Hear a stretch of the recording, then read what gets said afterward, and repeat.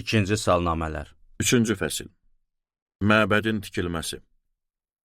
Süleyman Yerusəlimdə atası Davuda Rəbbin göründüyü Moriya dağında, Yevuslu Ornanın xırmanında, Davudun hazırladığı yerdə Rəbbin məbədini tikməyə başladı.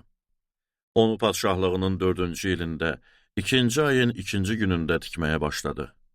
Allahın məbədinin tikilməsi üçün Süleymanın qoyduğu bünövrələr bulardı.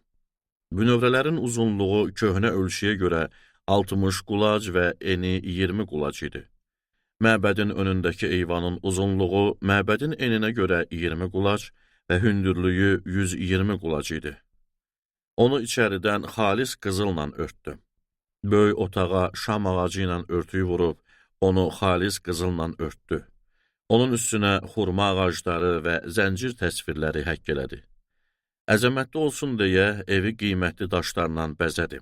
Qızıl parvayim qızılı idi. Məbədi və onun dirəklərini, astanalarını, divarlarını və qapılarını qızılla örtdü. Divarlarda keruvların təsvirini oydu. Süleyman ən müqəddəs yeri də tikdi. Onun uzunluğu məbədin eninə görə 20 qulac və eni 20 qulac idi.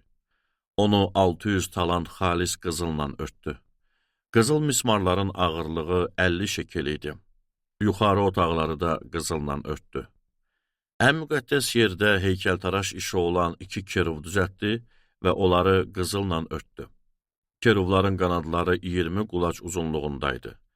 Bir keruvun qanadı 5 qulac idi və evin divarına dəyirdi. O biri qanadı da 5 qulac idi və o biri keruvun qanadına dəyirdi. O biri keruvun da qanadı 5 qulac idi və evin divarına dəyirdi. O biri qanadı da 5 qulac idi və o biri keruvun qanadına birləşmişdi. Bu keruvların qanadları 20 qulac uzanırdı. Keruvlar ayaq üstə durmuşdu və üzləri böyük otağa doğru çevrilmişdi.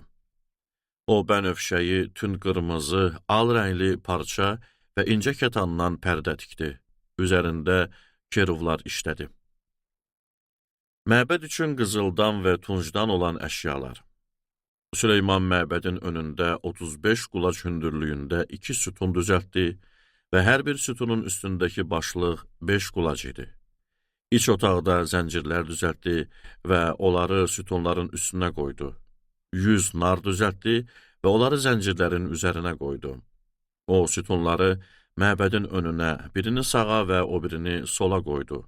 Sağda olanı Yakin, solda olanı isə Boaz adlandırdı.